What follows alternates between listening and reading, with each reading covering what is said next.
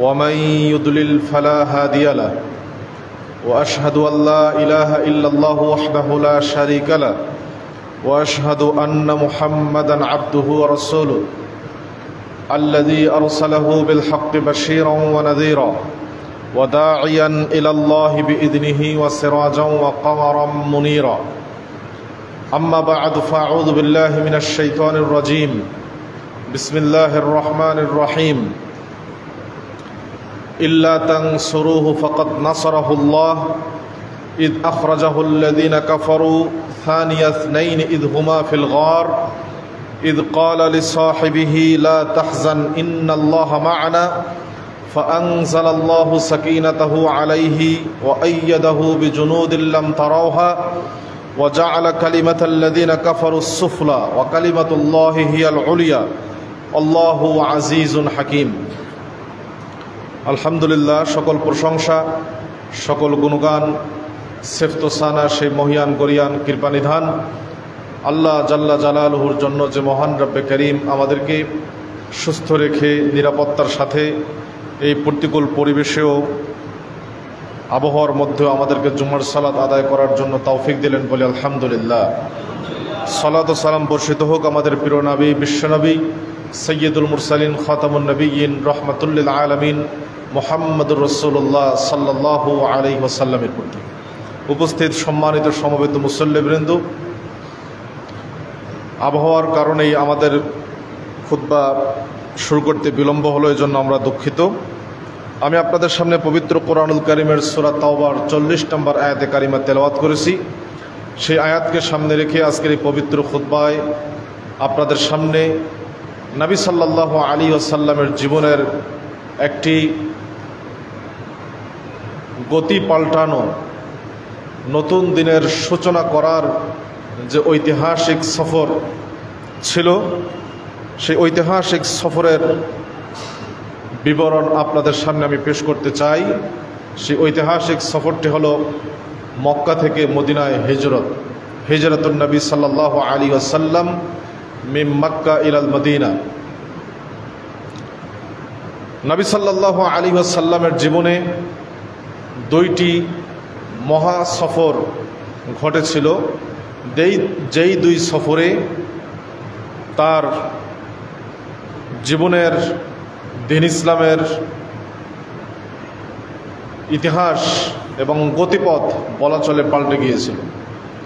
একটি সফর ছিল মেরাজের সফর, যে সফরে নবী সাল্লাল্লাহু আলাইহি ওয়াসাল্লাম সপ্তম আসমান পেরিয়ে সিদরাতুল মুনতাহা পেরিয়ে আল্লাহ তাআলার সাথে সাক্ষাৎ করে এসেছেন। আরেকটি হলো হিজরত, বেদনার সফর, কিন্তু বেদনা হলেও এই বেদনার পরে, এই কষ্টের পরে একটি নতুন দিন, একটি উজ্জ্বল আগামীর তিনি পথ রচনা করে গেছেন হিজরতের মাধ্যমে।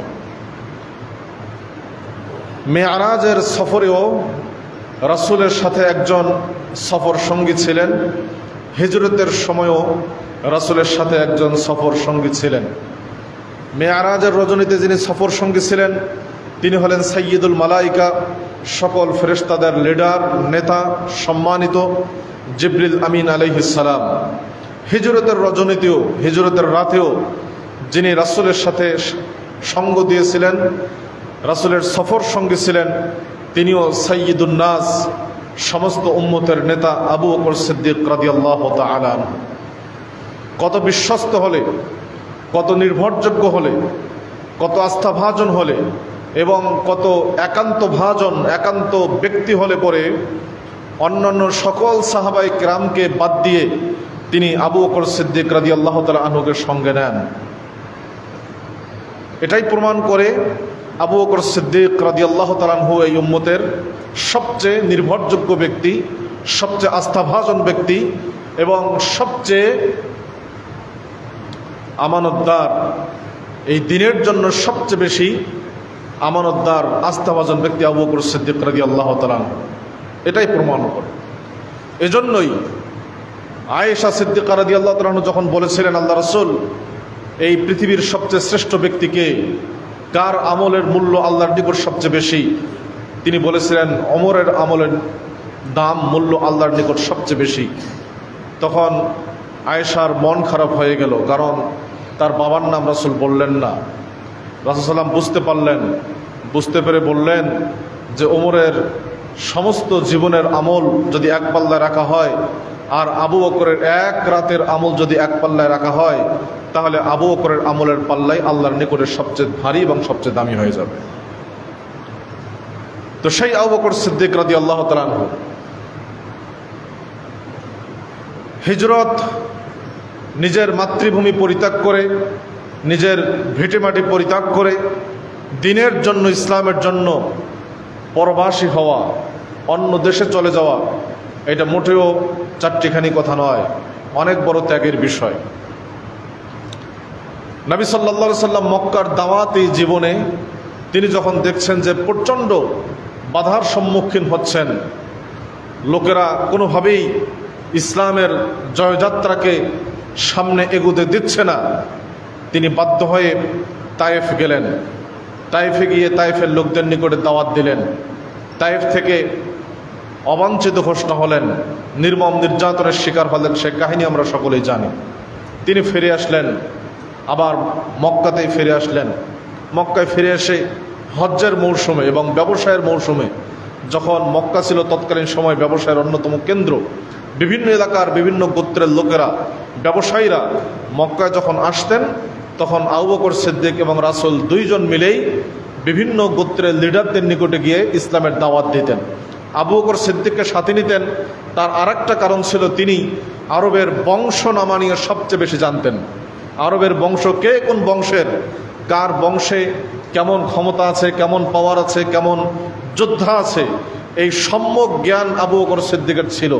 তিনি গিয়ে জিজ্ঞেস করতেন, কোন গোত্রের, এই গোত্রের লোক সংখ্যা কত, আমরা যদি তোমাদের গোত্রে যাই তাহলে তোমরা আমাদেরকে রক্ষা করতে পারবে কিনা কুরাইশদের থেকে, ইত্যাদি ইত্যাদি আবু বকর সিদ্দিক জিজ্ঞেস করে জেনে নিতেন। আর নবী সাল্লাল্লাহু আলাইহি সাল্লাম তাদেরকে ইসলামের দাওয়াত দিতেন। তিনি বলতেন, আল্লাহ রাসূল বলতেন যে আমি আল্লাহ তাআলা যে আমাকে রিসালাতের দায়িত্ব দিয়েছেন, আমি অনেক চেষ্টা করছি, কিন্তু দায়িত্ব পালন করতে পারছি না ঠিকভাবে, কুরাইশদের বাধার মুখে। যদি কোনো গোত্র, যদি কোনো বংশের লোকের আমাকে এই নিরাপত্তা দিত, তাহলে আমি কত সুন্দরভাবে, কতই না উত্তমভাবে আমি আমার দাওয়াতকে পেশ করতে পারতাম মানুষের সামনে। কিন্তু দুর্ভাগ্যজনকভাবে হলো সত্য, কুরাইশ গোত্রের বিরোধিতায় গিয়ে, কুরাইশ দলের বিরোধিতায় গিয়ে সে সময় কোনো গোত্রই রাসূলকে আশ্রয় দেওয়ার সাহস করতে পারে নাই। কারণ কুরাইশ ছিল সে সময় সবচেয়ে বড় গোত্র। তাদের সম্মান, মর্যাদা, প্রভাব প্রতিপত্তি, অন্য অন্য দিক থেকেও তাদের যে মর্যাদা ছিল, তাদের বিপরীতে গিয়ে তাদের শত্রুকে আশ্রয় দেওয়ার মতো দুঃসাহস কেউ করতে পারে নাই। কিন্তু নবী সাল্লাল্লাহু আলাইহি ওয়াসাল্লাম তিনি দাওয়াত দিয়েই যাচ্ছিলেন, কিন্তু অবস্থা তো দিন দিন আরও করুণ হয়ে যাচ্ছিল।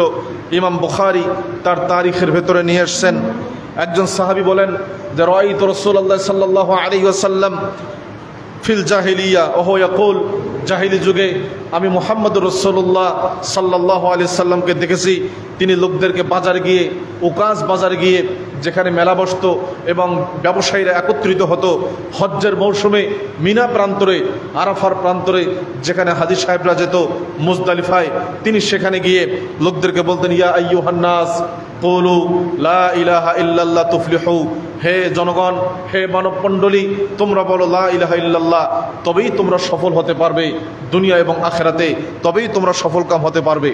কিন্তু এই দাওয়াতের পরে ফামিনহুম মান তাফালা ওয়া মিনহুম মান হাসা আলাইহি তুরাব ওয়া মিনহুম মান সাব্বা, এই কথা ঘোষণা দেওয়ার পরে বিশ্বনবী সাল্লাল্লাহু আলাইহি ওয়াসাল্লামের পবিত্র চেহারায় অনেকেই থুতু নিক্ষেপ করত, অনেকেই মাটি দিয়ে ঢিল দিত, অনেকেই গালিগালাজ করত, লাঞ্ছিত করত, অনেকেই চাদর পেঁচিয়ে ধরে গলার মধ্যে ফাঁস দেওয়ার চেষ্টা করত। হাত্তান তাসাফান নাহার, সকাল থেকে নিয়ে দ্বিপ্রহর পর্যন্ত, দুপুর পর্যন্ত রাসূল দাওয়াত দিলেন লোকদেরকে। কোনোভাবেই একজন ব্যক্তিও দাওয়াত গ্রহণ করছে না। ঠিক এই মুহূর্তে ফাকবালাত জারিয়াতুন বিউসসিম মিন মাইন, একটা ছোট্ট বাচ্চা, মেয়ে বাচ্চা, তিনি ছিলেন জাইনাব, রাসূলের মেয়ে, ছোট্ট। তিনি একটা পাত্রে পানি নিয়ে আসলেন। ফাগাসালা ওয়াজহাহু, রাসূল সেই পানি দিয়ে তিনি তার চেহারা ধৌত করলেন। অকালা ইয়া বুনাইয়া, বললেন হে মেয়ে, হে আমার কলিজার টুকরো সন্তান, লা তাখশি আলা আবিক গলাবাতান ওয়ালা দিল্লাতান। আজকে তোমার পিতাকে লাঞ্ছিত করা হচ্ছে, আজকে তোমার পিতার মুখে থুতু মারা হচ্ছে, আমাকে মাটি ঢিল দেওয়া হচ্ছে, আমাকে লোকজন গালিগালাজ করছে। তোমার ভয় করার কোনো কিচ্ছু নেই, ভয় করার দরকার, তুমি ভয় পেও না। এইভাবে করে নবী সাল্লাল্লাহু আলাইহি ওয়াসাল্লাম দ্বীনের দাওয়াত দিয়েছেন। তার মানে চাঁদের যে উজ্জ্বল যে চেহারা, সেই চেহারায় লোকজন থুতু দিয়েছে। আল্লাহ তাআলার সাহায্য আসলো। নবুয়তের 12তম বৎসরে মদিনা থেকে কয়েকজন লোক হজ করতে আসলো। তাদের মধ্যে 12 জন লোকের সাথে নবী সাল্লাল্লাহু আলাইহি সাল্লাম রাতের শেষ ভাগে, যখন সবাই গভীর ঘুমে আচ্ছন্ন, দেখা করলেন। তাদেরকে ইসলামের দাওয়াত দিলেন। তারা ইসলাম গ্রহণ করলো, রাসূলের হাতে বায়াত করলো। এই লোকগুলোকে নবী সাল্লাল্লাহু আলাইহি সাল্লাম পাঠালেন মদিনায়, যে তোমরা ইসলামের দাওয়াত দিবে। 12 জন নকিব, প্রতিনিধি নিযুক্ত করলেন তিনি। সেই 12 জন প্রতিনিধি এসে মদিনার মধ্যে ইসলামের দাওয়াতকে ছড়িয়ে দেওয়া শুরু করলেন। তারও আগে তিনি আরেকজন যুবককে পাঠালেন মদিনায় ইসলামের দাওয়াতের জন্য। তিনি হলেন মুসআব বিন উমাইর রাদিয়াল্লাহু তাআলা আনহু। বিশ্বনবী নিজেই বলছেন যে মক্কায় মুসআবের মতো দামি কাপড় পরিধান করনেওয়ালা আর কোনো যুবককে আমি দেখি নাই। মুসআবের মতো দামি সেন্ট আতর ব্যবহার করনেওয়ালা যুবক আর কোনো যুবককে আমি দেখি নাই। পিতামাতার একমাত্র সন্তান, আলালের ঘরের দুলাল, ইসলাম গ্রহণ করার পরে নবী সাল্লাল্লাহু আলাইহি সাল্লাম তাকে মক্কায় থেকে মদিনায় পাঠালেন ইসলামের দাওয়াত দেওয়ার জন্য। মুসআব মদিনায় আসলেন, অত্যন্ত সুদর্শন, একেবারেই যুবক। তার সুমিষ্ট কথায়, মনোমুগ্ধকর কথায় মদিনার অলিতে গলিতে ইসলামের দাওয়াত বেগবান হলো। তিনি দাওয়াত দিচ্ছিলেন, মানুষকে তাড়িয়ে দিচ্ছিলেন না, মানুষকে আপন করে নিয়ে ইসলামের দাওয়াত দিচ্ছেন। তার এই দাওয়াতে মদিনার একজন বিখ্যাত নেতা আসাদ বিন জুরারা ইসলাম গ্রহণ করলেন। মদিনার আরেক বিখ্যাত নেতা সাদ বিন মুআজ, মদিনার বলা চলে সবচেয়ে প্রভাবশালী নেতা সাদ বিন মুআজ, তিনি মুসআবের কথা শোনার জন্য আসলেন। সাথে বল্লম ছিল, বর্ষা ছিল, সেটা গাড়লেন, নিচে বসলেন যে দেখি তো কি বলে, শুনতে তো আর সমস্যা নাই। মুসআব রাদিয়াল্লাহু তাআলা আনহু তিনি কোরআনুল কারীম তেলাওয়াত করে ইসলামের মাহাত্ম্যের কথা সুন্দর করে একদম মনোমুগ্ধকর বর্ণনা তাদের সামনে পেশ করলেন। মুসআবের সাহাবায়ে কেরাম বলেন যে মুসআবের এই চেহারায় থেকেই যেন ঝলক চমকাচ্ছিল। তার চেহারা দেখেই মনে হচ্ছিল যে ইসলাম সত্য ধর্ম, সে যা বলছে তা সত্য। আর কোরআনের সেই অমীয় বাণী শুনে আমরা কেউ স্থির থাকতে পারলাম না। সাদ বিন মুআজ এত বড় নেতা মদিনার, ইসলাম গ্রহণ করলেন। আসাদ বিন জুরারা ইসলাম গ্রহণ করলেন। সাদ বিন উবাদা ইসলাম গ্রহণ করলেন। মদিনার লিডার পর্যায়ের যারা, সকলেই যখন ইসলাম গ্রহণ করলেন, প্রতিটা মহল্লায়, প্রতিটা বাড়িতে বাড়িতে ইসলামের নতুন বিপ্লব সূচনা হয়ে গেল। অর্থাৎ রাসূল মদিনায় আসার আগেই মদিনার প্রতিটা বাড়িতে মুসলমান, কেউ না কেউ মুসলমান ইতিমধ্যেই হয়ে গেছে। এর 1 বছর পরে আবার যখন হজের মৌসুম আসলো, মদিনার আউস এবং খাজরাজ 2 গোত্রের মিলে মোট 73 জন কিংবা 72 জন নারী ও পুরুষ একসাথে গোপনে, অত্যন্ত সংগোপনে নবী সাল্লাল্লাহু আলাইহি সাল্লাম রাতের শেষ ভাগে তাদের সাথে দেখা করলেন। দেখা করে তাদের হাতেও বায়াত নিলেন। তাদের হাতে বায়াতটা ছিল যে আমি যদি মদিনায় যাই, আব্বাস সাথে ছিলেন রাসূলের, আব্বাস তখন ইসলাম গ্রহণ করেন নাই, চাচা, কিন্তু তিনি বললেন যে আমার ভাতিজাকে তোমাদের ওখানে পাঠাবো, শর্ত হলো আমার ভাতিজাকে সর্বোচ্চ নিরাপত্তা দিতে পারবা কিনা তোমরা, যদি দিতে পারো তাহলেই পাঠাবো, তাছাড়া পাঠাবো না। তারা বলল, বায়াত করলো যে আমরা আমাদের জীবনের বিনিময়ে হলেও, আমাদের স্ত্রী সন্তানের বিনিময়ে হলেও রাসূল সাল্লাল্লাহু আলাইহি সাল্লামকে নিরাপত্তার আমরা সর্বোচ্চ গ্যারান্টি দিলাম। এভাবে করে তারাও গেল। এদিকে আপনার মক্কায় কানাঘোষা চলছিল যে মনে হয় মুহাম্মদ সাল্লাল্লাহু আলাইহি সাল্লাম মক্কা ত্যাগ করবেন। এই খবর গোপনে ছড়াচ্ছিল মক্কায়। মক্কার লোকেরা একসাথে হলো, কি করা যায় পরামর্শ করছিল। তারা পরামর্শ করে সিদ্ধান্ত নিল, এক একজন এক একটা পরামর্শ দিল।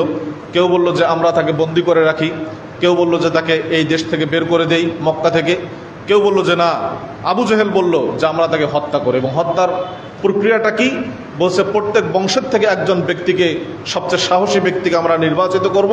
সেই সাহসী ব্যক্তি প্রায় 12 জনের মতো নিযুক্ত করা হলো, হত্যা করবে। তাহলে পরে বনু হাশেম বনু আব্দে মানাফ আমাদের কারো উপরে চড়াও হতে পারবে না, কারণ সবাই এই যুদ্ধে কি করছে, অংশগ্রহণ করছে।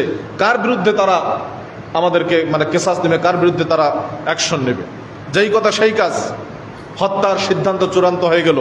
এদিকে সাহাবায়ে কেরাম রিদওয়ানুল্লাহ আলাইহিম আজমাইন, তাদেরকে নবী সাল্লাল্লাহু আলাইহি সাল্লাম আশ্বাস দিলেন যে কদ উরিতু দারা হিজরাতিকুম, হে সাহাবায়ে কেরাম, তোমরা যে জায়গায় হিজরত করবে সেই জায়গা আমি স্বপ্নে দেখছি। সেটা কি? উরিতু সাবখাতান যাতা নাখলিন বাইনা লাবিতাইন, দেখলাম প্রচণ্ড প্রকাণ্ড খেজুর বাগান, অনেকগুলো খেজুর বাগান আর পাথুরে ভূমি, তার দুই পাশে উঁচু উঁচু টিলা। এই জায়গায় আমি ভ্রমণ করব, এই জায়গায় আমি তোমরা হিজরত করবে। সাহাবায়ে কেরাম বুঝতে পারলেন যে জায়গাটা ছিল মদিনা। এর আগে আমর বিন তুফাইল আদ-দাউসি, তিনি একজন সাহাবী, তিনি রাসূল সাল্লাল্লাহু আলাইহি সাল্লামকে পরামর্শ দিয়েছিলেন যে আপনি দাউস গোত্র, যেটা ইয়ামানে অবস্থিত, আপনি সেখানে হিজরত করেন। আমাদের অনেক যোদ্ধা আছে, আমরা আপনাকে পরিপূর্ণ নিরাপত্তা দেব। কিন্তু নবী সাল্লাল্লাহু আলাইহি সাল্লাম শুধুমাত্র জীবনের নিরাপত্তার জন্য হিজরত করেন নাই, বরং তিনি চাচ্ছিলেন যেন সাহাবায়ে কেরাম মুসলমানদের জীবনের নিরাপত্তা হয়, আবার একই সাথে ইসলামের দাওয়াত যেন বেগবান হয়। শুধু জীবনের নিরাপত্তা নিয়ে আরামায়েশে জীবন কাটিয়ে দিলাম, তাহলে তো আমি আমার রিসালাতের দায়িত্ব পালন করতে পারলাম না, আল্লাহ কর্তৃক দায়িত্ব পালন করতে পারলাম না। এই জন্য এমন একটা জায়গা দরকার, এমন এক ভূখণ্ড দরকার, যেখানে গিয়ে আমি আমার ইসলামের দাওয়াতকে সুন্দরভাবে ছড়িয়ে দিতে পারবো। এই জন্যই তিনি মদিনাকে নির্বাচিত করলেন, হিজরতের ঘোষণা দিলেন। গোপনে গোপনে সাহাবায়ে কেরাম মদিনায় হিজরত করা শুরু করলেন। প্রকাশ্যে হিজরতের কেউ সাহস পাচ্ছিলেন না। এই হিজরতের মুহূর্তেই একজন সাহাবী আবু সালামা, তার স্ত্রী উম্মে সালামা, তাদের বাচ্চার নাম ছিল সালামা, এই জন্য বাবার নাম আবু সালামা, মায়ের নাম উম্মু সালামা। হিজরতের জন্য স্বামী স্ত্রী এবং সন্তান একটা উটের পিঠে উঠছে, হিজরতের জন্য রওনা দিবে।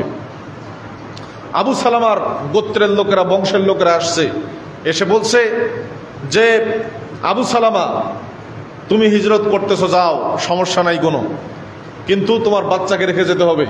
এই বাচ্চাটা তো শুধু তোমার না, এই বাচ্চাটা আমাদের বংশের একটা সম্পদ, কাজেই বাচ্চাকে দিয়ে যাও। আর উম্মু সালামা অর্থাৎ স্ত্রীর বংশের লোকেরা এসে বলছে যে আবু সালামা, তুমি হিজরত করতেছো, যাও, সমস্যা নাই, কিন্তু আমাদের মেয়েকে নিতে পারবে না, আমাদের মেয়েকে আমাদের কাছে রেখে যাও। একদিকে উম্মু সালামা স্বামীর কাপড় ধরে আছে, আর এক হাতে বাচ্চাকে ধরে আছে। বাচ্চাকে নিয়ে একদিকে উম্মু সালামা টানে, আর একদিকে এই বাচ্চার বংশের লোকেরা তারা টানে। টানাটানি করতে করতে অবস্থা এমন হয়ে গেল যে বাচ্চার একটা হাত আপনার খুলে গেছে, এমন এক পরিস্থিতি। তারপরেও তারা ছাড়ে নাই। আবু সালামা একাই নিজের স্ত্রী সন্তানকে এই চরম বিপদের মুখে রেখে দ্বীনের জন্য, ইসলামের জন্য হিজরত করলেন, তিনি চলে গেলেন। উম্মু সালামা বলেন যে এই দৃশ্য দেখার পরে 1 বছর পর্যন্ত আমি প্রতিদিন আফতা নামক জায়গায় এসে কাঁদতাম আমার স্বামীর জন্য, আমার এই বাচ্চার অবস্থার জন্য। আমি নিঃসঙ্গ, না আমি বাবার বাড়িতে আমি ভালো অবস্থায় আছি, না আমি আমার শ্বশুর বাড়িতে ভালো অবস্থায় আছি। 1টা বছর আমি কাঁদছি। 1টা বছর ক্রন্দন করার পরে আমার এক আত্মীয় আমার সাথে দেখা করলেন, দেখা করে বললেন যে না, এভাবে তো তোমার থাকা যাবে না, আমি ব্যবস্থা করে দিচ্ছি, তুমি মদিনায় চলে যাও। উট দিলেন, তিনি মদিনায় হিজরত করলেন একাই নিজের সন্তান নিয়ে। মদিনা থেকে মক্কা প্রায় 400 কিলোমিটার, 400-500 কিলোমিটার দূরত্ব, লম্বা পথ, অনেক লম্বা পথ। মাঝখানে যে বাড়িঘর আমাদের দেশের মতো নয়, ফাঁকা জায়গা, মরুভূমি আর মরুভূমি। এই জায়গাতেও, এই অবস্থায়ও উম্মু সালামা নিজের সন্তানকে নিয়ে রওনা দিলেন একাকী। পথে দেখা পেলেন ওসমান বিন তলহা, তিনি তখন ইসলাম গ্রহণ করেন নাই। তিনি এসে বললেন যে আপনি কে? আমি উম্মু সালামা। আপনি কোথায় যান? মদিনায় যাব। সাথে কে আছে? শুধু আমার বাদশা আর আমার আল্লাহ, আর ছাড়া আমার কেউ নাই। ওসমান এই দৃশ্য দেখে তিনি নরম হলেন, কোমল হলেন, বললেন যে না, আপনাকে যেভাবে ছেড়ে দেওয়া যাবে না, আপনাকে আমি পৌঁছায় দেই। উম্মু সালামা বলেন সেদিন ওসমান বিন আবি তলহা আমার সাথে এত সুন্দর আচরণ করছেন, আমি উটের উপর থাকতাম আর তিনি উটের লাগাম ধরে সামনে যেতেন, যখন ছায়া পেতেন গাছের সেই ছায়ায় উটকে রাখতেন, আমাকে তিনি ওখানে বিশ্রামের জন্য বলতেন, এরপর তিনি আলাদা জায়গায় থাকতেন। এভাবে করে আমরা কয়েকদিন কয়েক রাত অতিক্রম করার পরে মদিনায় পৌঁছলাম, আমার স্বামীর নিকটে পৌঁছলাম, তিনি চলে গেলেন। উম্মু সালামা চলে গেলেন। এদিকে সোহাইব আর রুমি, আরেকজন বিখ্যাত সাহাবী সোহাইব আর রুমি রাদিয়াল্লাহু তাআলা আনহু, মক্কায় ব্যবসা বাণিজ্যের মধ্যে সবচেয়ে বড় বিজনেসম্যান ছিলেন তিনি, অগণিত টাকা পয়সার মালিক তার সোহাইব আর রুমি। তিনি হিজরত করবেন। হিজরতের যখন সংকল্প ব্যক্ত করলেন, সবার সামনে প্রকাশিত হলো যে সোহাইব আর রুমি হিজরত করবে, তখন মক্কার কাফেররা বলল, সোহাইব মক্কায় ব্যবসা বাণিজ্য করে অনেক টাকা পয়সা জমাইছো, আমাদের টাকা পয়সা নিয়ে তুমি মদিনায় হিজরত করবে তা হবে না। যদি হিজরত করতে চাও তাহলে টাকা পয়সা সব রেখে যাও। তিনি বললেন যদি আমি টাকা পয়সা রেখে যাই তাহলে তো বাধা দিবা না। তারা বলল যে হ্যাঁ, টাকা পয়সা রাখলে তোমাকে আর বাধা দেব না। তিনি বললেন যে ঠিক আছে, আমি আমার সমস্ত অর্থ সম্পদ, আমি আমার সমস্ত ব্যবসার সমস্ত সমুদায় মূলধন, যা যাবতীয় আমার সম্পদ তোমাদেরকে দিয়ে দিলাম, কারণ এই সম্পদের চেয়ে আমার রাসূল আমার নিকট প্রিয়, এই সম্পদের চেয়ে আমার দিন আমার নিকট প্রিয়। আল্লাহ তাআলা কোরআনে বলছেন, কুল ইন কানা আবাউকুম ওয়া আবনাউকুম ওয়া ইখওয়ানুকুম ওয়া আজওয়াজুকুম ওয়া আশীরাতুকুম ওয়া আমওয়ালুন ইকতারাফতুমুহা ওয়া তিজারাতুন তাখশাউনা কাসাদাহা ওয়া মাসাকিনু তারদাউনাহা আহাব্বা ইলাইকুম মিনাল্লাহি ওয়া রাসূলিহি ওয়া জিহাদিন ফি সাবিলি ফাতারাব্বাসু হাত্তা ইয়াতিয়া আমরুল্লাহ। নবী আপনি বলে দেন, তোমাদের পিতামাতা, তোমাদের সন্তান সন্ততি, তোমাদের ভাই ব্রাদার, তোমাদের স্ত্রী, তোমাদের আত্মীয় স্বজন, তোমাদের অর্জিত সম্পদ, তোমাদের নির্মিত বাসগৃহ আর তোমাদের সমস্ত সম্পদ, ব্যবসা বাণিজ্য যদি আল্লাহ রাসূল এবং আল্লাহ রাস্তায় জিহাদের চেয়েও বেশি প্রিয় হয়ে যায়, ফাতারাব্বাসু হাত্তা ইয়াতিয়া আমরুল্লাহ, তাহলে আল্লাহর আযাবের অপেক্ষা করো, আল্লাহর আযাব অচিরেই আসবে। আবু সালামা নিজের স্ত্রীর সন্তানকে রেখে গেছেন।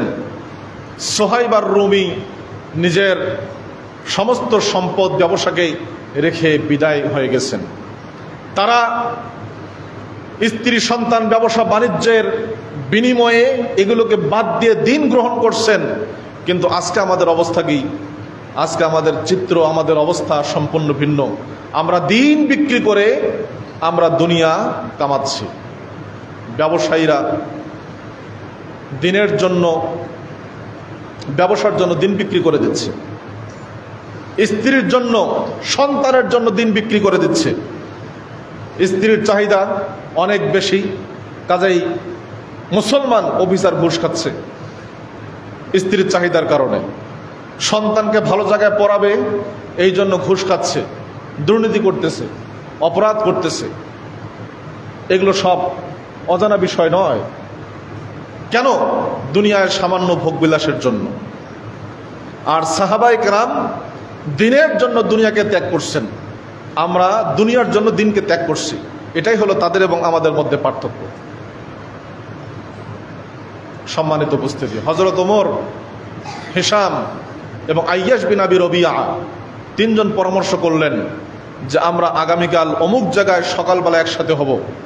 যদি কেউ না আসে তাহলে বোঝা যাবে যে সে ধরা খাইছে, আমরা চলে যাব। সকালবেলায় আইয়াশ বিন আবি রবিয়া এবং ওমর একত্রিত হলেন। হিশাম আসতে পারলেন না, বোঝা গেল সে ধরা খেয়ে গেছে।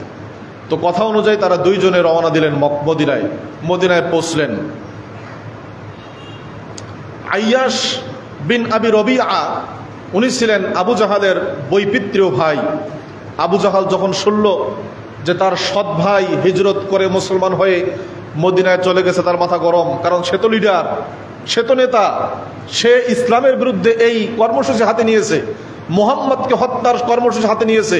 এখন তার বাড়ির লোক যদি তার কথা না শোনে, মান সম্মান থাকে না সমাজে, নেতৃত্ব টেকে না। এই জন্য আবু জেহেল নিজেই গেছে মদিনায়, গিয়ে বলছে যে দেখো তোমার মা শপথ করছে তোমাকে না দেখা পর্যন্ত চুল আঁচড়াবে না, কোনো পানি গ্রহণ করবে না এবং রোদ থেকে ছায়ায় যাবে না। এই কথা বলে তার তো মন নরম হয়ে গেছে।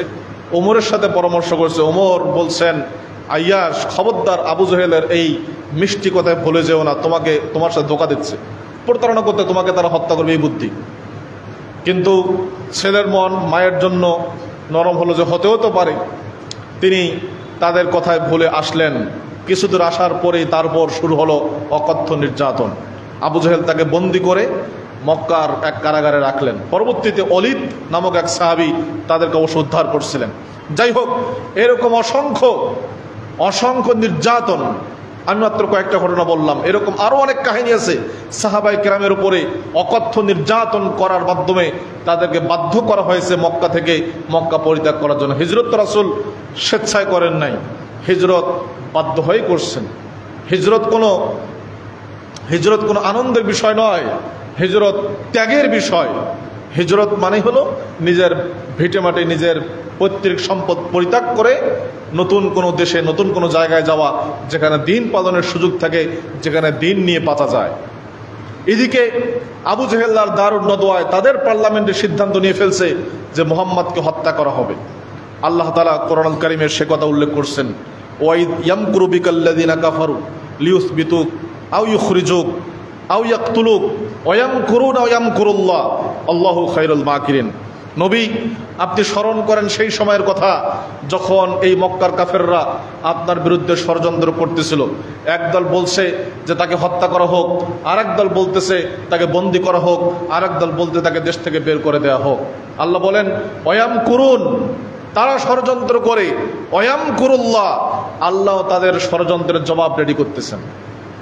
তাদের ষড়যন্ত্র সফল হবে না ব্যর্থ হবে এটা তারাও জানে না, কিন্তু আল্লাহর যে কৌশল এটা যে সফল হবে এর মধ্যে কোনো বিন্দুমাত্র সন্দেহ নাই। তারা ষড়যন্ত্র করে ভবিষ্যৎ জানে না, কিন্তু আল্লাহ যে কৌশল অবলম্বন করেন, আল্লাহ ভবিষ্যৎ জেনেই কৌশল অবলম্বন করেন। কাজেই তাদের হাম্বি তাম্বি লম্প ঝম্প এই কৌশল আর অপকৌশল দেখে ভয় পাওয়ার কিছু নাই। তাদের সমস্ত আয়োজন, তাদের সমস্ত পরিকল্পনাকে আল্লাহ তাআলা নস্যাৎ করে দিবেন সামান্য অল্প কিছু জিনিসের মাধ্যমে। দেখেন, এই যে বাংলাদেশে গণ অভ্যুত্থান হলো,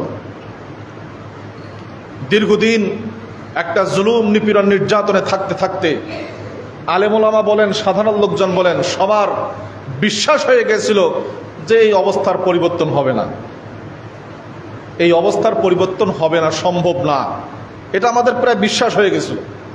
এই জন্য আমাদের ওলামায়ে কেরাম আশার বাণী শোনান না, আমরাও আশার বাণী কোথাও থেকে পাই না। তার মানে এটাকে বলা হয় জাহিলি ধারণা, জন্নুল জাহিলিয়া। জাহিলি যুগের ধারণা ছিল এই, কতিপয় মানুষের ধারণা ছিল এরকম যে হবে না, ইসলাম শেষ, মুসলমান শেষ, মুহাম্মদ শেষ, আর ইসলামের গতি নাই। এই চূড়ান্ত ধারণা জাহিলি যুগের লোকেরাও, কতিপয় লোকেরা, মুসলমানরা, দুর্বল চিত্তের লোকেরা করত। সেই দুর্বল চিত্ততা আমাদের মধ্যে এসে গেছে। কিন্তু দেখেন, ওয়ায়াম কুরুন ওয়ায়াম কুরুল্লাহ, তারা তাদের পুলিশ, র্যাব, ডিজেফআই, এনএসআই সমস্ত বাহিনী দিয়ে, সমস্ত সন্ত্রাসী বাহিনী দিয়ে ষড়যন্ত্র করে, কিন্তু এই সকল ষড়যন্ত্রের আসল ফয়সালা হয় কোথায়? আরশে আজিমে ফয়সালা হয়। ওখানে ওই জায়গায় যে ফয়সালা হবে সেই ফয়সালায় দুনিয়াতে বাস্তবায়ন হবে। দুনিয়ার সামান্য কয়েকটা অস্ত্র, দুনিয়ার সামান্য কয়েকটা পাওয়ার, কয়েকদিনের পাওয়ার পেয়ে এত ক্ষমতা দেখানো ঠিক না। আল্লাহ তাআলা এগুলো সহ্য করেন না। অবস্থাটা কত করুণ সে সময় অনেক সাহাবায়ে কেরাম নিজের স্ত্রীকে, সন্তানকে রেখে মদিনায় গেছেন। সেই সকল স্ত্রীদের গায়ে হাত দেওয়ার মতো একটা কাফেরেরও সাহস হয় নাই। কারণ কোন কাফের যদি কোন স্ত্রী লোকের গায়ে, মুসলমান স্ত্রী লোকের গায়ে হাত দেয়, তাহলে তাকে মক্কা থেকে লাঞ্ছিত করা হবে। কারণ সে সময় নিয়মেই ছিল যে কোনো মেয়ে মানুষের গায়ে হাত দেওয়া মানে কাপুরুষতার পরিচয়। এই জন্য মুসলমান নারীরা, দুর্বল নারীরা যাদের যাওয়ার মতো সুযোগ ছিল না, তারা কিন্তু মক্কাতেই ছিল। তাদের উপরে গায়ে হাত দেওয়ার সুযোগ পায় নাই কেউ, কাফেররা সুযোগ পায় নাই। কিন্তু আমাদের এই জাহিলিয়াতের অবস্থা কি? এই জাহিলিয়াত নারী পুরুষ শিশু আবাল বৃদ্ধা বনিতা নির্বিচারে সবার উপর জুলুম করছে। সেই জাহিলিয়াতকে হার মানিয়েছে এই জাহিলিয়াত। সম্মানিত উপস্থিতি, আল্লাহ বলেন তাদের এই ষড়যন্ত্র আল্লাহ ফাঁস করে দিলেন রাসূলের নিকটে। নবী সাল্লাল্লাহু আয়েশা সিদ্দিকা বলেন, সহিহ বুখারীর হাদিস, নবী সাল্লাল্লাহু আলাইহি সাল্লাম একদিন দুপুরবেলা দ্বিপ্রহরে, প্রচণ্ড রোদ, চারদিকে মানুষ ঘুমাচ্ছে, রেস্ট নিচ্ছে, এমন মুহূর্তে চাদর ঢাকা দিয়ে মুখ ঢেকে গোপনে আবু বকরের বাড়িতে আসলেন, দরজায় নক করলেন। আবু বকর সিদ্দিক দরজা খুলে দিলেন। রাসূল আসলেন, ঘরে বসলেন। রাসূল বললেন যে তোমার ঘরের মধ্যে যারা লোকজন আছে তাদেরকে বের করে দাও, গোপন কথা আছে তোমার সাথে। আবু বকর সিদ্দিক বলেন, আল্লাহ রাসূল, আমার মেয়ে আছে আয়েশা আসমা, এরা আমার মেয়ে, এরা আমার পরিবারের, এরা আমারই লোক, এরা থাকলে সমস্যা নাই, আপনার তথ্য ফাঁস হবে না।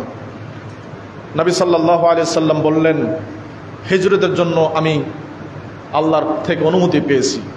সাহাবায়ে কেরাম সবাই আগে চলে গেছে। তিনি বললেন যে হিজরতের জন্য আমি অনুমতি পেয়েছি। আবু বকর সিদ্দিক বললেন, সুহবা ইয়া রাসূলুল্লাহ, রাসূল তাহলে আপনি কি আমাকে আপনার সাথে নেবেন? রাসূল বললেন যে হ্যাঁ, তোমাকে আমি আমার সাথে নেব। আয়েশা সিদ্দিকা বলেন, মা রাআইতু আহাদান কত্তু ইয়াবকি মিনাল ফারাহি, সেই দিন আবু বকর সিদ্দিক আনন্দে যে কান্না করছে, আমি কখনো আনন্দের কারণে খুশি হয়ে মানুষ কান্না করে আমি দেখি নাই। আবু বকর সিদ্দিককে সেই দিন প্রথম দেখছি। এই কথা বলে রাসূল বাড়িতে আসলেন। আবু বকর সিদ্দিক দুইটা উট প্রস্তুত করলেন সফরের জন্য। আমির বিন ফুহাইরাকে নিযুক্ত করলেন উট দেখভাল করার জন্য। নির্দিষ্ট দিনে নবী সাল্লাল্লাহু আলাইহি সাল্লাম তার ঘরে আলী রাদিয়াল্লাহু তাআলা আনহুকে শুইয়ে রেখে, কেন রাখছিলেন আলীকে? কারণ রাসূলের নিকটে সে সময়ও যে সময়ে তাকে হত্যার পরিকল্পনা চলতেছে, সেই সময় রাসূলের নিকটে অনেক কাফেরের আমানত সংরক্ষিত ছিল। অর্থাৎ মক্কার আমানতের পরিবেশ এত খারাপ ছিল যে কারণে অর্থ সম্পদ রাখলে সেটা নষ্ট হয়ে যাওয়ার ভয় হতো। মুহাম্মদ একমাত্র ব্যক্তি যার নিকট আমানত রাখা যায়, যার নিকট সম্পদ রাখলে নষ্ট হবে না, সে মুসলমান হোক আর যাই হোক। এই জন্য যখন তাকে যারা হত্যা করতেছে তাদের সম্পদ ছিল রাসূল সাল্লাল্লাহু আলাইহি সাল্লামের নিকটে। আলীকে বললেন, আলী আমি তো চলে যাব, থাকবো না, এই সম্পদগুলো হকদারদের নিকটে তুমি পৌঁছে দিও। একজন লিডার, নেতা যিনি হবেন, তার আমানতের এই হলো চিত্র, এই হলো চিত্র আমানতের। আমাদের দেশের অবস্থা কোথায়? বাংলাদেশের যাদেরকেই ধরতেছে তাদের বাড়িতেই শত শত কোটি টাকা, 1 কোটি 2 কোটি না, মানে শত কোটি হাজার কোটি টাকার কেস। এই দেশটা কি একটা লোক ভালোবাসলো না? আপনি যেই দলে করেন না কেন, একটা লোক ভালোবাসার মতো দেশে নাই। কোন দেশে বসবাস করতেছি আমরা যে এই লোকের মধ্যে কোনো দুর্নীতি পাওয়া যায় নাই, এই এমপি সাহেবের কোনো দুর্নীতি পাওয়া যায় নাই, এই মন্ত্রী সাহেব সে যে দলেই করুক না কেন, যে পন্থী হোক না কেন, যে আকীদা বিশ্বাস লালন করুক না কেন, কমপক্ষে দেশটাকে ভালোবাসছে। যে দেশপ্রেম চেতনা এই হাবিজাবির কথা বলে, এগুলো সব নিজের পকেট ভারী করার জন্য, নিজের আখের গোছানোর জন্য কথাবার্তা। এই চেতনা দিয়ে মানুষকে বিভক্ত করে, এক দলকে একটা গ্রুপকে আপনার নিচু করে লাঞ্ছিত করে, আর নিজের ক্ষমতাকে টিকে রাখার যে পলিসি, ফেরাউন একই পলিসি অবলম্বন করছিল। ওয়াজআলা আহলাহা তাইফাতান ইয়াস্তাদিফু ওয়াজআলা আহলাহা শিয়া ইয়াস্তাদিফু তাইফাতাম মিনহা। ফেরাউন তার জাতিকে 2 ভাগে ভাগ করলো, একটা হলো কিপ্তি আর একটা হলো বনু ইসরাইল। কিপ্তি হলো তার নিজের বংশ, বনু ইসরাইল হলো এরা আমাদের সেবা করবে, আমাদের সেবা করবে, এদের ক্ষমতায় আসা যাবে না। ফেরাউনি চরিত্র। সম্মানিত উপস্থিতি, নবী সাল্লাল্লাহু আলাইহি সাল্লাম রাত্রিবেলায় বের হলেন, কাফেররা দেখতে পেল না। আল্লাহ তাআলার বিশেষ কুদরতে আবু বকর সিদ্দিকের বাড়িতে আসলেন। বাড়িতে নক করার সাথে সাথে আবু বকর সিদ্দিক দরজা খুলে দিলেন। গভীর রাত। রাসূল জিজ্ঞাসা করলেন, আবু বকর ঘুমাও নাই?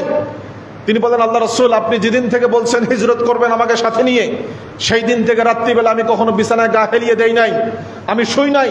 কারণ রাসূল কখন আসবেন, দরজায় নক করবেন, আমি শুয়ে থাকবো, গভীর ঘুম টের পাবো না, রাসূলের কষ্ট হবে রাত্রিবেলা, আমি এই জন্য ঘুমাই নাই।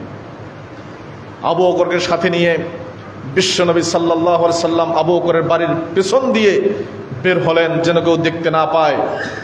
কিছু দূর গিয়ে কাবা শরীফকে লক্ষ্য করে তিনি বললেন, গোটা মক্কাকে লক্ষ্য করে বললেন, হে মক্কা, আল্লাহি ইন্নাকি লা আহাব্বু আরদিল্লাহি ইলাইয়া, হে মক্কা, গোটা পৃথিবীর মধ্যে তুমি সর্বশ্রেষ্ঠ ভূমি আমার নিকটে, আমার সবচেয়ে পছন্দের ভূমি, আমার জন্ম এখানে, আমার শৈশব কৈশোর, আমার উড়ান্ত দুরান্ত যৌবন এই মক্কায় কেটেছে।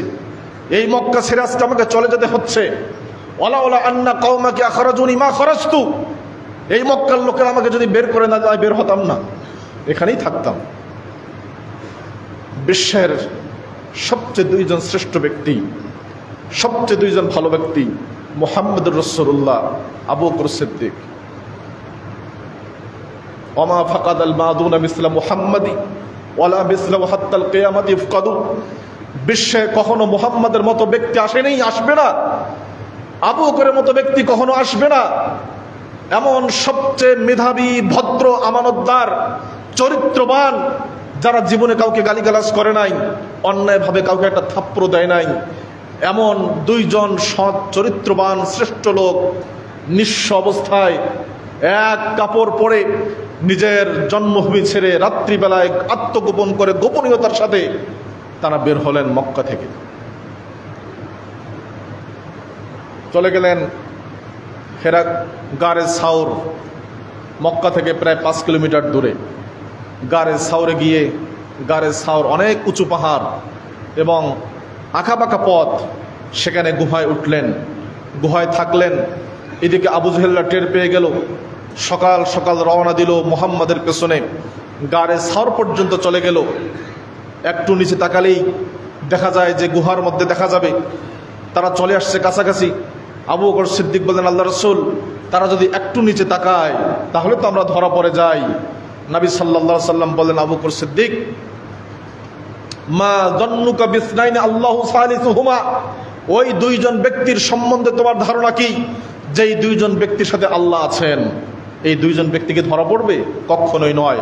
আল্লাহ তাআলা কোরআনে বলছেন, ইল্লা তানসুরু ফাকাদ নাসারাহুল্লাহ, হে মুসলমানরা, হে মানব মণ্ডলী, তোমরা যদি মুহাম্মদকে সাহায্য না করো তাহলে স্বয়ং আল্লাহ তাকে সাহায্য করবেন। ইদ আখরাজাহুল্লাযীনা কাফারু সানিয়া ইসনাইন ইদ হুমা ফিল গার, কাফেররা তাকে বের করে দিল মক্কা থেকে। মাত্র দুইজন ব্যক্তি সেই গুহার মধ্যে তারা লুকিয়ে ছিল। ইদ ইয়াকুলু লিসাহিবি লা তাহজান ইন্নাল্লাহা মা'ানা, সে সময় তিনি বলেছিলেন, হে আবু বকর সিদ্দিক, ভয় পেও না, আল্লাহ আমাদের সাথে আছে। ওয়াইয়াদাহু ওয়ানজাল ফাআনজালাল্লাহু সাকিনাতাহু আলাইহি, আল্লাহ তাআলা রাসূলের এই দৃঢ়তা, এই ঈমানি অটুট অবস্থা দেখে আল্লাহ তাআলা তাদের উপরে সাকিনা, প্রশান্তি নাজিল করলেন, তারা শান্ত হয়ে গেল। ওয়াইয়াদাহু বিজুনুদিন লাম তারাউহা, এমন সৈন্যবাহিনী দিয়ে সাহায্য করলেন যে সৈন্যবাহিনীকে তোমরা দেখতে পাও না। সেখানে 3 দিনের মতো থাকলেন। আবু বকর সিদ্দিক সকালে আবু বকরের বাড়িতে, আবু জেহেল সকালবেলায় রাসূলকে না পেয়ে আবু বকরের বাড়িতে আসছে, এসে দরজায় নক করছে। আসমা বড় মেয়ে, তিনি বের হয়েছেন। তোমার বাবা কোথায়? বলল যে আমি জানি না। এই কথা শোনার পরে আবু জেহেল কষে আসমার গালে একটা থাপ্পড় দিয়েছে। আসমা তারপরে ভরকে যায় নাই, বলে নাই, বলছে যে আমি জানি না আমার বাবা কোথায় গেছে। এ পর্যন্ত শেষ, আসমা ভেতরে গেছে। আবু বকর সিদ্দিক রাদিয়াল্লাহু তাআলা আনহু এবং রাসূল সাল্লাল্লাহু আলাইহি সাল্লাম দুইজন গুহার মধ্যে 3 দিন থাকার পরে রওনা দিলেন মদিনার উদ্দেশ্যে। আব্দুল্লাহ বিন উরাইকিব, এক কাফের, রাস্তাঘাট ভালো চিনত, তাকে সাথে নিলেন টাকার বিনিময়ে, যে তুমি রাস্তাঘাট দেখাই দিও। সে আস্থাভাজন ছিল। এই রাস্তাঘাটে চলতে চলতে একটা সময় কুদাইত, একটা এলাকা, কুদাইদের মুসাল্লাল, সেই এলাকায় যাচ্ছিলেন, দেখলেন যে একটা তাঁবু দেখা যায়।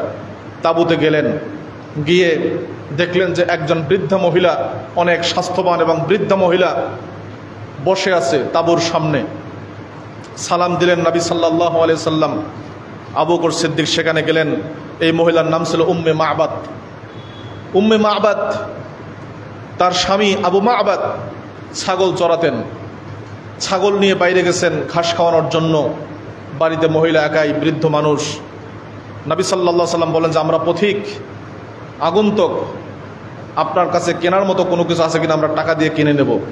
তিনি বললেন যে টাকা দেওয়া লাগতো না, যদি থাকতো আমি এমনিতেই দিয়ে দিতাম। বললেন যে তাহলে এখন উপায় কি, আমাদের তো প্রচণ্ড ক্ষুধা। তো বললেন যে ছাগল আছে কিনা বাড়িতে। বলল যে না, সব ছাগল নিয়ে গেছে, কিন্তু একটা ছাগল দেখা যায় কোনায়, বাড়ির কোনায় একটা জীর্ণ শীর্ণ ছাগল পড়ে আছে, বৃদ্ধ, অনেক বয়স হয়ে গেছে, দুধ দেয় না। নবী সাল্লাম বললেন ওই যে ছাগল দেখা যায়। তিনি বললেন যে এই ছাগল তো দুধ দেয় না, এটা খুব রোগা, জীর্ণ শীর্ণ। নবী সাল্লাম বললেন ঠিক আছে, আমি দেখি, চেষ্টা করি দুধ দহন করা যায় কিনা।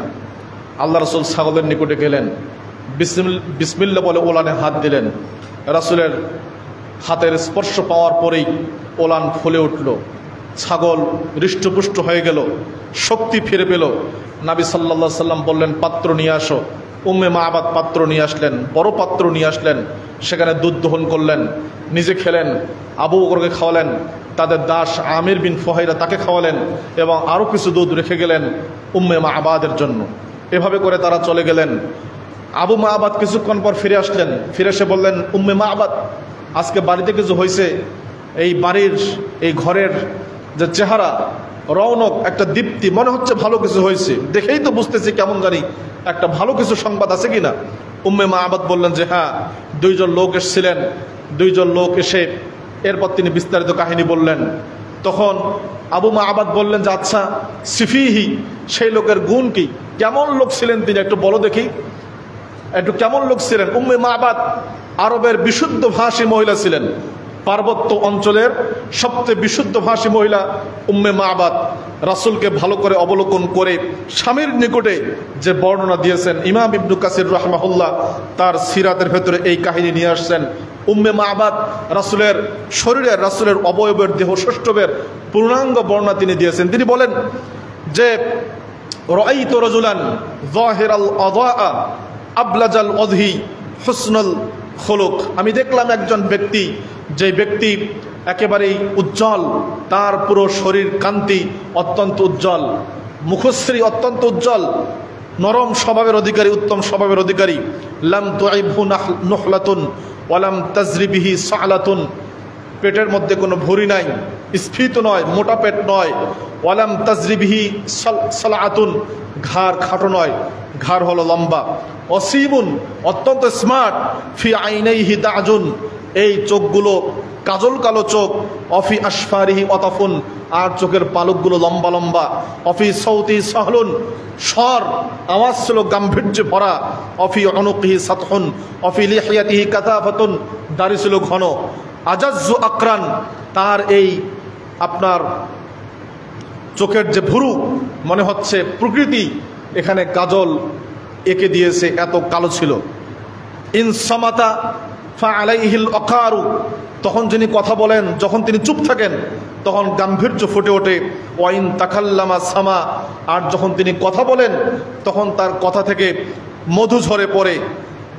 এরপর তিনি বলছেন আজমালুন নাসি ওয়া আবহাহু মিন বাঈদিন, দূর থেকে দেখলে দেখতে মনে হবে লোকটা অত্যন্ত ভদ্র, সুন্দর এবং গাম্ভীর্যপূর্ণ। ওয়া আহলাহু ওয়া আহসানুহু মিন করিবিন, কাছে গেলে মনে হবে একেবারে বন্ধুসুলভ আচরণ করেন তিনি। হলুবুল মান্তিক, সুমিষ্ট স্বরের অধিকারী। ফাসলুন লা হাজরুন ওয়ালা নাজরুন, খুব দামি কথা বলেন, অল্প কথা বলেন। কান্না মান্তিকাহু খাজারাতু নাজমিন ইয়াতাহাদ্দারনা, যখন কথা বলেন এত ধারাবাহিকভাবে কথা বলেন যেন মুক্তার হার, পুঁতির হার, একটা পুঁতির থেকে ছড়লে, সরিয়ে পড়লে, খুলে গেলে যেমন একটার পরে একটা পুঁথি এক ধারাবাহিকভাবে পড়তে থাকে, ঠিক তেমনিভাবে তার কথা একটার পর একটা বের হতেই থাকে।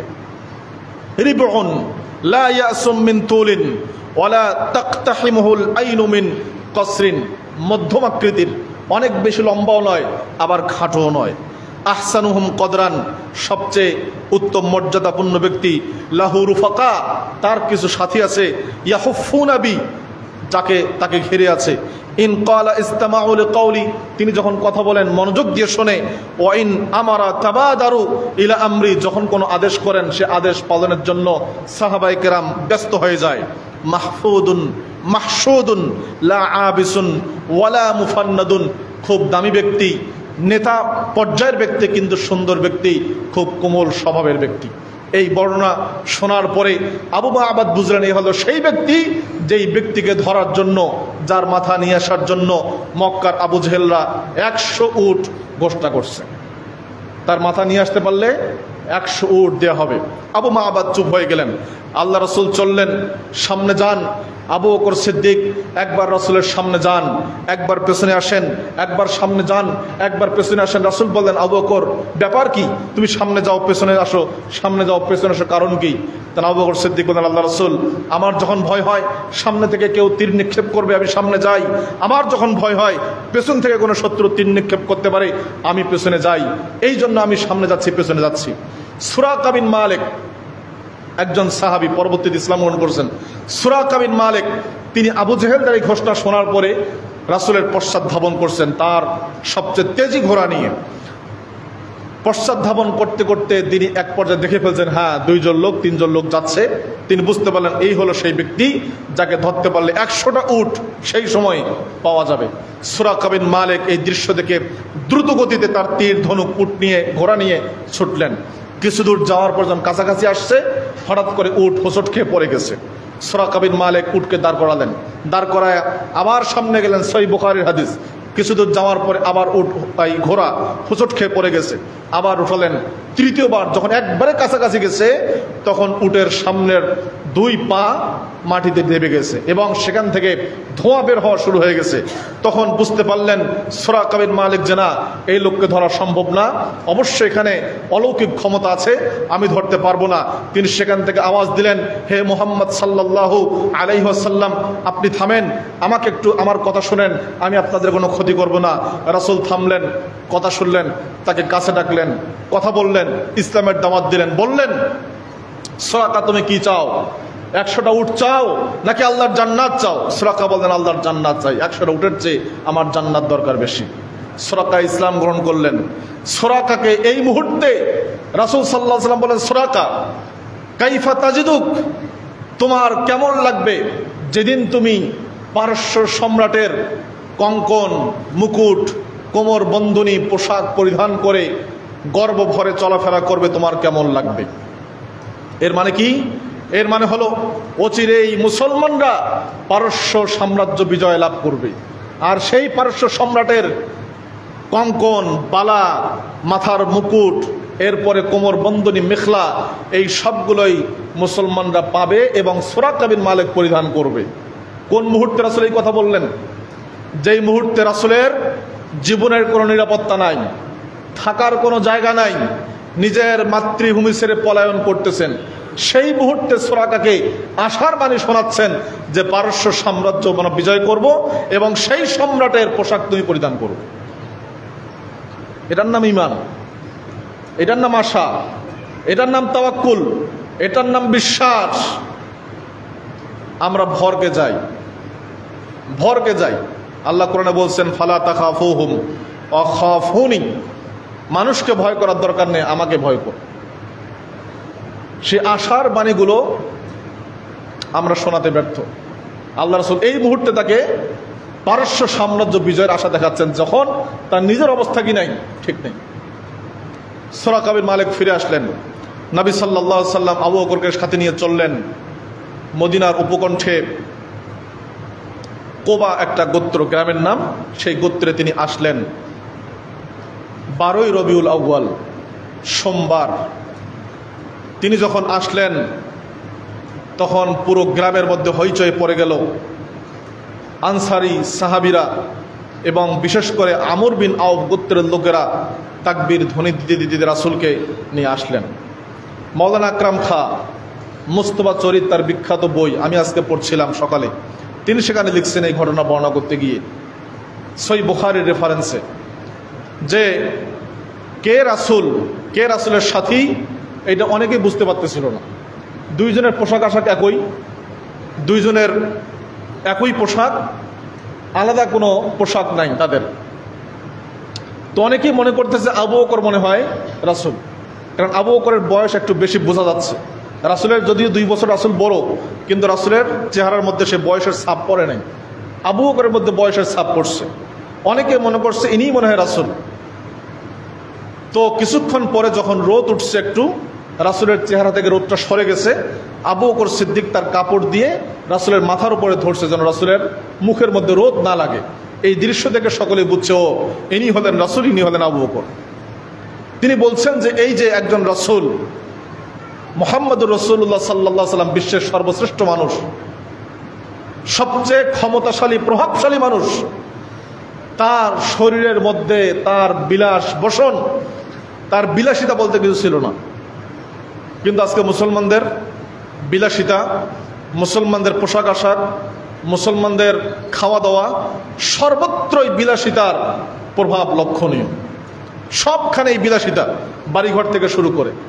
অথচ রাসূলকে, আবু বকরকে সাহাবায়ে কেরাম চিনতেছিলেন না। যাই হোক, তিনি সেখানে 10 দিনের মতো থাকলেন কুবায়, মসজিদ নির্মাণ করলেন। এরপর তিনি 10ম দিনে রওনা করলেন। প্রতিমধ্যে জুমার দিন ছিল সেদিন, প্রতিমধ্যে এক জায়গায় নামাজের সময় হলো জোহরের, সালেম বিন আউফ গোত্রে, সেখানে তিনি ইতিহাসের প্রথম জুমার নামাজ আদায় করলেন। জুমার নামাজ আদায় করার পরে তিনি মদিনায় গেলেন। সে কাহিনী আরও লম্বা, আমাদের সময় ইতিমধ্যে অনেক চলে গেছে। আমি যে জিনিসটা বলতে চাচ্ছি, আল্লাহ তাআলা কোরআনে একটা আয়াতে বলছেন যে আসা আন তাকরাহু শাইআন ওয়া হুয়া খায়রুল লাকুম, তোমাদের অনেক জিনিস অপছন্দ হতে পারে, কিন্তু আসলেই সেটা তোমাদের জন্য পছন্দনীয়। আবার অনেক জিনিসকে পছন্দ করো, কিন্তু আসলেই তোমাদের জন্য সেটা অপছন্দনীয়। নিজের ভিটেমাটি ছেড়ে, নিজের পৈতৃক সম্পত্তি ছেড়ে হিজরত করা, এটা স্বাভাবিকভাবেই খারাপ লাগার কথা, কষ্ট লাগার কথা, অনেক দুঃখ লাগার কথা। কিন্তু এই হিজরতের ফলেই এক নববিপ্লবের সূচনা হলো, এক নতুন দিনের সূচনা হলো। যে মক্কায় নির্যাতনের শিকার হচ্ছিল রাসূল, মক্কায় কারো বাড়িতে পা রাখার জায়গা ছিল না, আর সেই রাসূলকে নেওয়ার জন্য মদিনার প্রতিটি মুসলমান বাড়ি প্রস্তুত হয়ে গেছে আগে থেকে। যেই মক্কা থেকে রাসূলকে বের করে দেওয়া হলো, আবার এই মদিনার লোকেরা ইসলামের জন্য, রাসূলের জন্য নিজের জীবনকে উৎসর্গ করে দেওয়ার জন্য এক পায়ে দাঁড়িয়েছিল। ইসলাম নতুন করে প্রভাব বিস্তার করা শুরু করলো। মদিনায় প্রচণ্ড জ্বর হতো লোকদের, আবু বকরের জ্বর, বেলালের জ্বর, আমির বিন ফুহাইরার জ্বর, সকল জ্বরে আক্রান্ত। আল্লাহ রাসূলের জ্বর হয় নাই। তখন আল্লাহ সাল্লাল্লাহু আলাইহি ওয়াসাল্লাম দোয়া করেন, আল্লাহুম্মা আহবিব ইলাইনাল মদিনা, আল্লাহ মদিনাকে আমাদের জন্য পছন্দনীয় করে দেন। ওয়া বারিক ফি মুদ্দিহা ওয়া সাইহা, মদিনার ক্ষেত খামার ফসলে বরকত দিয়ে দেন। ওয়ানকুল হুমাহা, আর এই যে মদিনার জ্বর, এটাকে আপনি মদিনা থেকে অন্য জায়গায় স্থানান্তরিত করে দেন। সকলেই জ্বর থেকে সুস্থ হয়ে গেলেন। এই হিজরতের কারণেই, ভিটেমাটি পরিত্যাগ করার কারণেই ইসলাম শক্তি পেয়েছে, রাষ্ট্র নির্মাণ করছে, এবং সারা বিশ্বময় ইসলামকে ছড়িয়ে দেওয়ার একটা সুযোগ এসেছে। কাফেররা দিন দিন সংকুচিত হয়েছে, তাদের শক্তি খর্ব হয়েছে। ইসলাম গোটা আরবের মধ্যে একচ্ছত্র ক্ষমতার অধিকারী হয়েছে হিজরতের মাধ্যমেই। এই হিজরতের সবচেয়ে বড় শিক্ষা, ঈমানের জন্য নিজের স্ত্রী সন্তান, এমনকি মাতৃভূমি পরিত্যাগ করা ওয়াজিব ঈমানের জন্য। দেশকে অবশ্যই ভালোবাসতে হবে, ঈমানের চেয়ে বেশি নয়। আগে ঈমান, এরপর দেশ। আগে মুসলমান, তারপর বাঙালি। আজকে নেতাদের আকীদা ঠিক নাই। তারা বলে আমরা বাঙালি, অতঃপর মুসলমান। আমরা বলি আমরা আগে মুসলমান, তারপর বাঙালি। আগে মুসলমান, এরপর বাঙালি। আগে ঈমান, এরপর দেশ। যদি ঈমান না থাকে তাহলে সেই দেশ দিয়ে আমার লাভ নাই। এজন্যই কাফের দেশে, কুফরি দেশে, অমুসলিম দেশে ভ্রমণ করার ব্যাপারে শরীয়তে নিষেধাজ্ঞা আসছে। বসবাস করা তো আরও যাবে না, কিন্তু সেই বিধানগুলো তো এখন আমাদের নিকটে অত্যন্ত শিথিল। আমাদের কোনো কিছুই মনে করি না, বরং সেই দেশে যেতে পারলেই গৌরব মনে করি যে অনেক কিছু করলাম, এই সেই ইউরোপ আমেরিকায় থাকলাম আমি। আমাদের ইমানের অবস্থা হলো এই। আল্লাহ তাআলা আমাদের সবাইকে সঠিকটি বুঝার এবং ইমানের বলে বলিয়ান হওয়ার, সবসময় যেন আল্লাহর উপর তাওয়াক্কুল করতে পারি, আশা করতে পারি, ইমানের চর্চা করতে পারি এবং দাওয়াতকে যেন সর্বত্র বেগবান করতে পারি। আল্লাহ তাআলা আমাদের সবাইকে সে তৌফিক দান করেন, আমিন। রাসূল সাল্লাল্লাহু আলাইহি ওয়াসাল্লাম যে হিজরতের মাধ্যমে, সাহাবায়ে কেরামদের ত্যাগ এবং তিতিক্ষার মাধ্যমে, তাদের জীবন মাল সম্পদের মাধ্যমে যে ইসলামকে রেখে গেছেন, আমরা যেন সেই ইসলামের খেদমত করতে পারি খালেস ইখলাসের সাথে। আল্লাহ আমাদের সবাইকে তৌফিক দান করেন, আমিন। ওয়া আখিরু দাওয়ানা আনিল হামদুলিল্লাহি রাব্বিল আলামিন।